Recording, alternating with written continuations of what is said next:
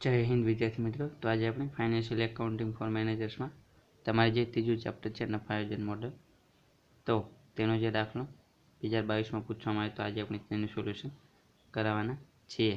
તો 2022માં તમારે જે ત્રીજો દાખલો છે ગુજરાત લિમિટેડ વાળો, તો આ દાખલાનું સોલ્યુશન આપણે કરાયેલું છે।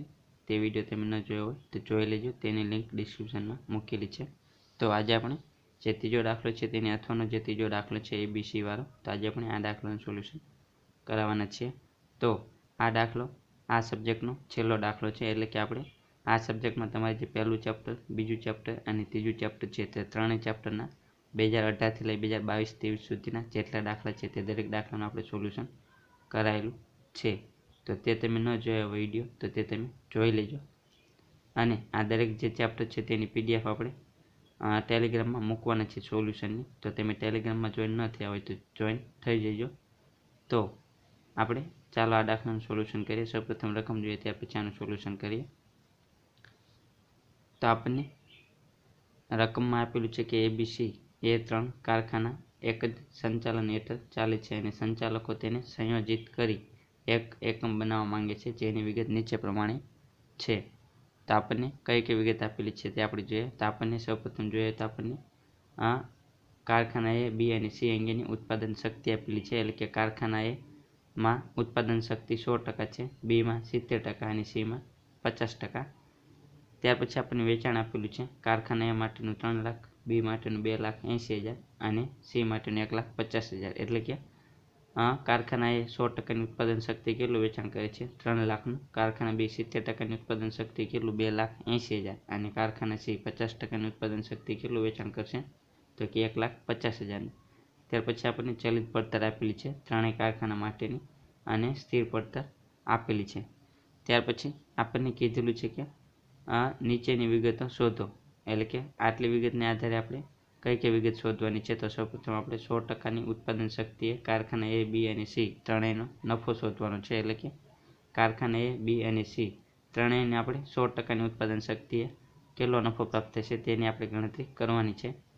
ત્યાર પછી આપણને કીધેલું છે કે સંયોજિત એકમની 75% ઉત્પાદન શક્તિએ નફાની ગણતરી કરો, એટલે કે આપણે સૌપ્રથમ 100%ની ઉત્પાદન શક્તિએ ત્રણેય કારખાનામાં આપણને કેટલો નફો પ્રાપ્ત થશે તેની ગણતરી કરવાની। ત્યાર પછી 75%ની ઉત્પાદન શક્તિ આપણે જો કામ કરશું તો આપણને ત્રણેય કારખાનામાં કેટલો નફો પ્રાપ્ત થશે તેની આપણે ગણતરી કરવાની છે। અને લાસ્ટ આપણને કીધેલું છે કે 28,000નો નફો કમાવવો હોય તો આપણે કેટલા એકમનું વેચાણ કરવું પડશે, એટલે કે 28,000નો નફો આપણે મેળવવા માટે કેટલું વેચાણ કરવું પડશે તેની આપણે ગણતરી કરવાની છે।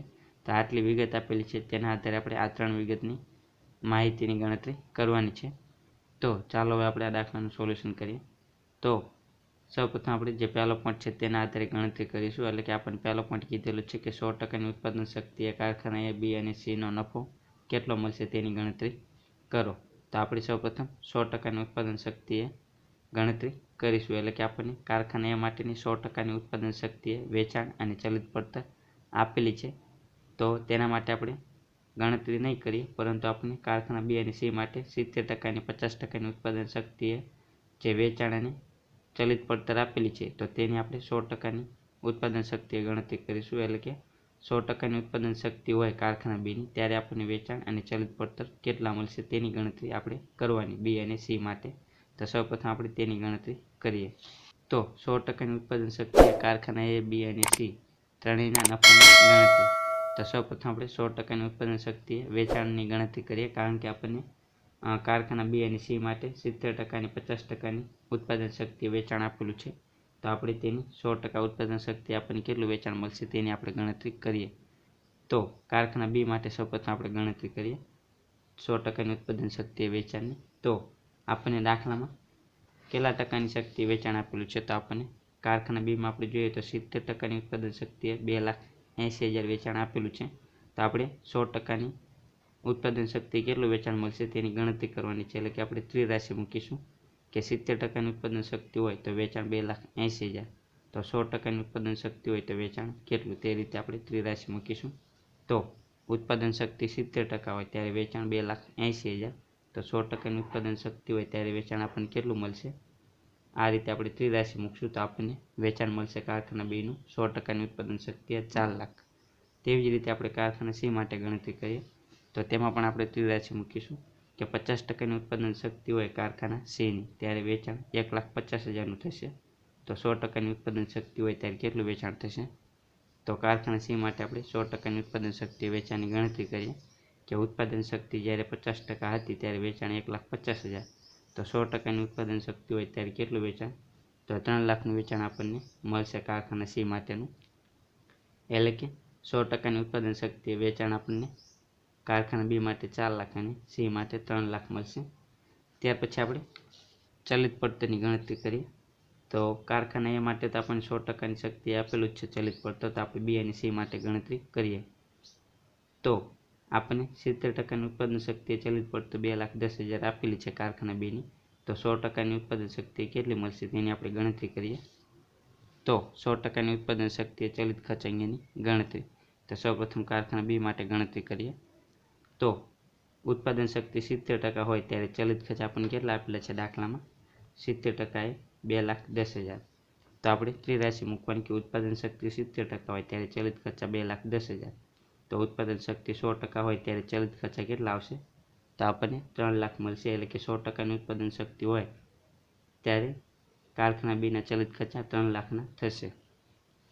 તેવી જ રીતે આપણે કારખાના સી માટે ગણતરી કરીએ તો કારખાના સી માટે આપણે જોઈએ તો 50%ની ઉત્પાદન શક્તિ આપણને કેટલા આપેલા છે ચલિત પડતર? 75,000. તો આપણે ત્રિરાશી મૂકશું કે ઉત્પાદન શક્તિ 50% હોય ત્યારે ચલિત ખર્ચા 75,000. તો 100%ની ઉત્પાદન શક્તિ હોય ત્યારે કેટલા? તો આપણને 1,50,000 મળશે ચલિત ખર્ચા. એટલે કે કારખાના સી માટે 100%ની ઉત્પાદન શક્તિએ ચલિત ખર્ચા 1,50,000 થશે. ત્યાર પછી આપણને દાખલામાં સ્થિર પડતર આપેલી છે તો કારખાના માટે આપણે જોઈએ તો આપણને સ્થિર પડતર કેટલી આપેલી છે? 100%ની ક્ષમતાએ 70,000.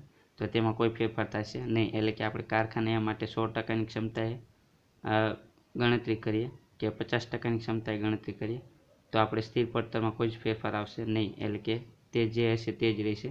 તેવી જ રીતે આપણે બી માટે જોઈએ તો કારખાના બી માટે આપણે જોઈએ તો 70%ની શક્તિ કેટલું આપણને આપેલું છે સ્થિર પડતર? 50,000.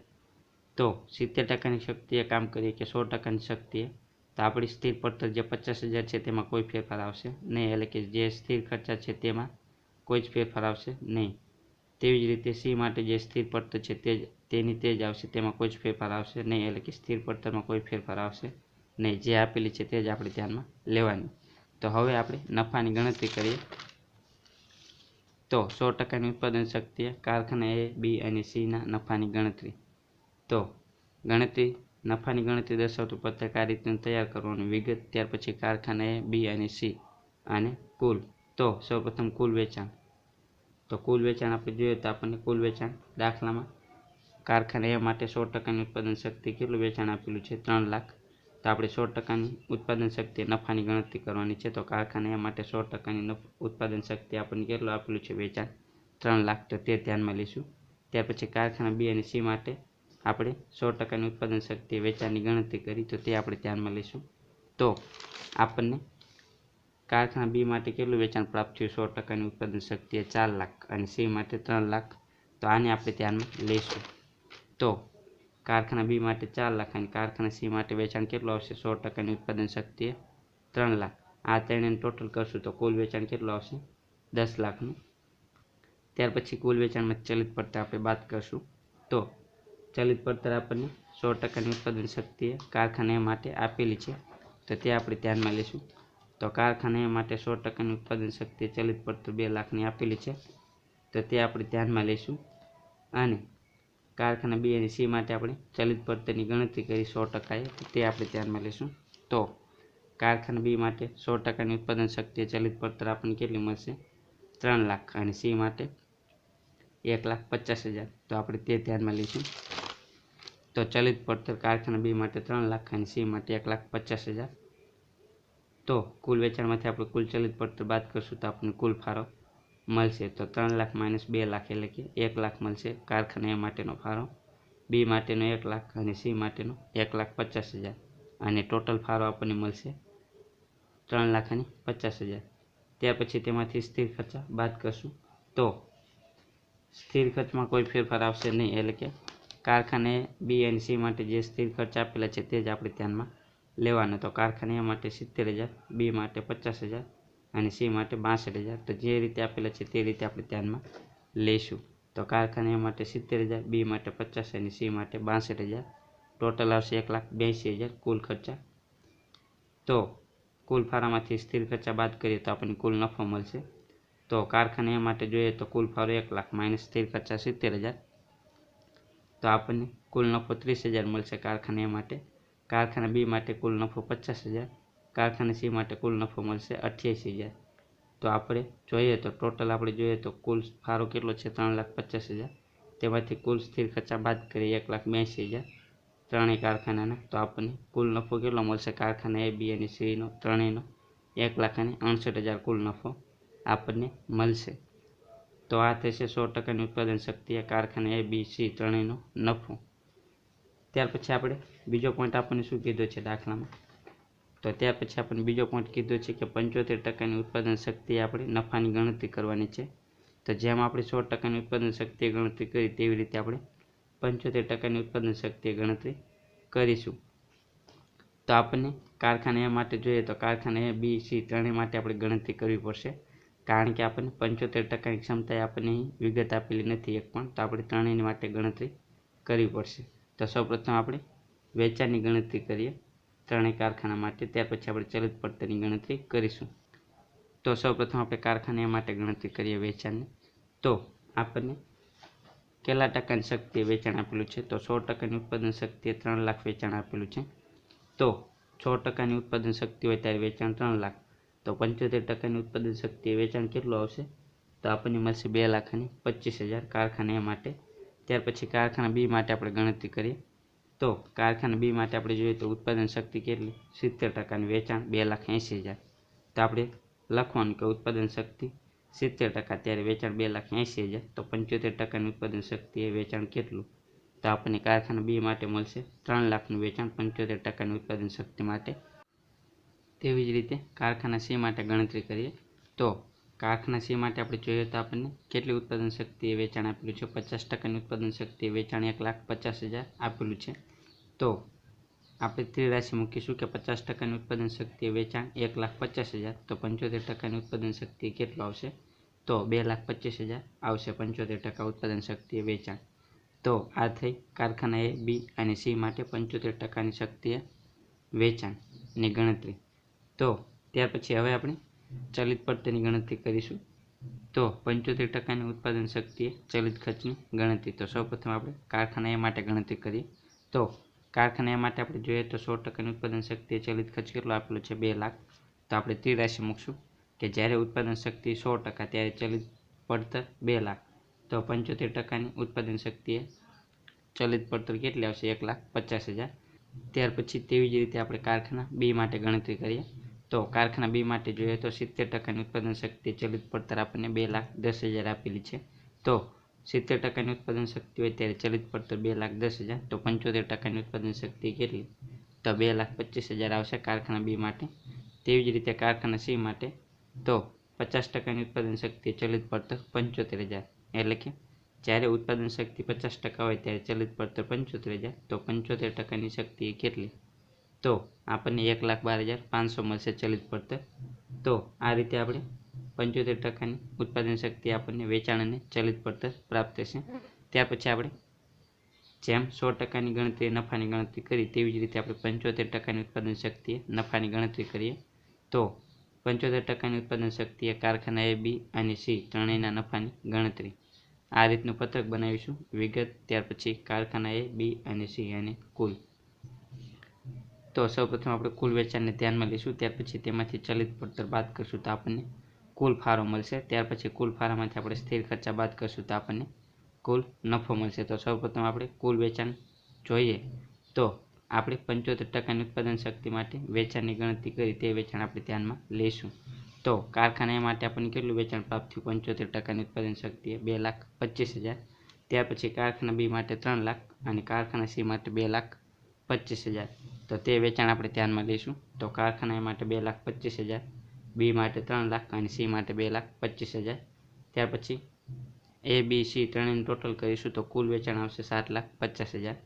ત્યાર પછી તેમાંથી ચલિત પડતર બાદ કરશું તો આપણે 75% શક્તિએ આપણે ચલિત પડતરની ગણતરી કરી તો તે આપણે ધ્યાનમાં લઈશું. તો કારખાના માટે જોઈએ તો આપણને 1,50,000 પ્રાપ્ત છે 75%ની ઉત્પાદન શક્તિએ ચલિત પડતર. ત્યાર પછી કારખાના બી માટે આપણે જોઈએ તો આપણને 75%ની ઉત્પાદન શક્તિએ ચલિત પડતર 2,25,000 મળશે અને સી માટે 1,12,500. તો આપણે તે જ ચલિત પડતર ધ્યાનમાં લઈશું. તો કારખાના માટે 1,50,000, બી માટે 2,25,000 અને સી માટે 1,12,500. તો કુલ ચલિત પડતર આવશે 4,87,500. તો વેચાણમાંથી ચલિત પડતર બાદ કરશું તો આપણને કુલ ફાળો મળશે. તો કારખાના માટે કુલ ફાળો 75,000, બી માટે 75,000 અને સી માટે 1,12,500 અને ટોટલ ફાળો આવશે કારખાના એ બી અને સીનો 2,62,500. ત્યાર પછી આમાંથી આપણે સ્થિર ખર્ચા બાદ કરશું તો આપણે સ્થિર ખર્ચામાં કોઈ ફેરફાર આવશે નહીં. જે આપણે દાખલામાં આપેલા છે તે જ આપણે ધ્યાનમાં લઈશું. તો કારખાના માટે 70,000, કારખાના બી માટે 50,000 અને કારખાના સી માટે 62,000. તો કારખાના માટે 70,000, કારખાના બી માટે 50,000 અને કારખાના સી માટે 62,000. તો ટોટલ સ્થિર ખર્ચા આવશે 1,82,000. ત્યાર પછી કુલ ફાળામાંથી સ્થિર ખર્ચા આપણે બાદ કરશું તો આપણને કુલ નફો મળશે. તો કારખાના માટે આપણને 5,000નો નફો મળશે એટલે કે 75,000 - 70,000. ત્યાર પછી કારખાના બી માટે 25,000 અને કારખાના સી માટે 50,500. તો કારખાના એ બી અને સી ત્રણેય માટે આપણે જોઈએ તો કુલ ફાળો 2,62,500. તેમાંથી સ્થિર ખર્ચા કુલ બાદ કરશું 1,82,000 તો આપણને મળશે કુલ નફો 80,500. તો આ થશે 75%ની ઉત્પાદન શક્તિએ કારખાના એ બી સી ત્રણેયનો નફો. તો આટલો નફો આપણને પ્રાપ્ત થશે. ત્યાર પછી આપણને ત્રીજો પોઈન્ટ દાખલામાં કીધું છે કે 28,000નો નફો કમાવા માટે કેટલું વેચાણ કરવું જરૂરી છે તો તેની આપણે ગણતરી કરીએ. તો નિર્ધારિત નફો કમાવા માટે નિર્ધારિત વેચાણની ગણતરી. તો આ માટેનું સૂત્ર છે. તો આપણે નિર્ધારિત નફો મેળવવા માટે નિર્ધારિત વેચાણ માટેનું સૂત્ર છે. તો આ સૂત્રનો આપણે ઉપયોગ કરીશું કે સ્થિર ખર્ચા પ્લસ નિર્ધારિત નફો એટલે કે લક્ષ્યાંકિત નફો છેદમાં પીવીઆર એટલે કે નફા જથ્થાનો ગુણોત્તર. તેના આધારે આપણે અહીં ગણતરી કરીશું. તો સૌપ્રથમ આપણે પીવીઆરની ગણતરી કરીએ. તો પીવીઆર એટલે કે નફા જથ્થાનો ગુણોત્તર. તો તે આપણને કઈ રીતે મળશે તો તે માટેનું સૂત્ર છે કે ફાળો છેદમાં વેચાણ ગુણ્યા 100. તો આપણી પાસે અહીં ફાળો અને વેચાણ બંને ઉપલબ્ધ છે તો માટે આપણે આ સૂત્રનો ઉપયોગ કર્યો. તો ફાળો અને વેચાણ આપણે જોઈએ તો ફાળો આપણે જોઈએ તો 100%ની જે ઉત્પાદન શક્તિ આપણે કારખાના એબીસી ત્રણેયનો જે નફાની ગણતરી કરી તો તેમાં આપણે જોઈએ તો આપણને કુલ ફાળો કેટલો આપેલો છે 3,50,000. તો તે ધ્યાનમાં લઈશું. અને વેચાણ તો વેચાણ પણ આપણને આપેલું છે કુલ કેટલું છે 10 લાખ એટલે કે કારખાના એ બી અને સી ત્રણેયનું વેચાણ કેટલું આવશે ટોટલ 10 લાખ અને કુલ ફાળો કેટલો આવશે 3,50,000. તો આપણે ધ્યાનમાં લઈશું.